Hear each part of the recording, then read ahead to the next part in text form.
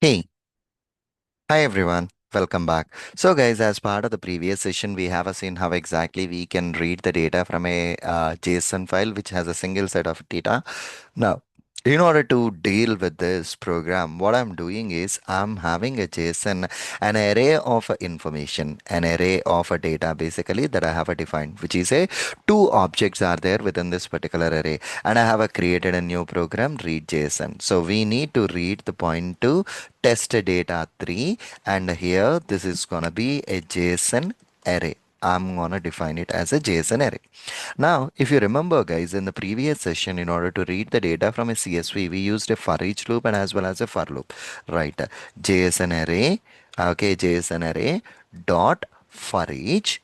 Okay, JSON array dot of for each. Basically, inside the for each, I want to have my data.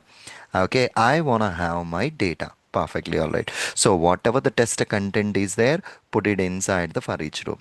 And here, instead of using this, I'm just using a backtick here and okay, backtick here. Perfect.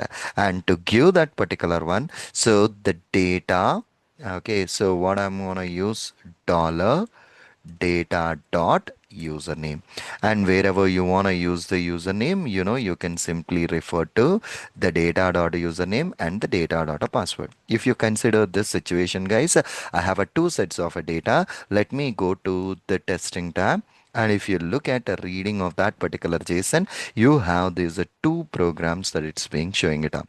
Of course, when you run this particular program, automatically it will be executing on the two sets of a data as usual.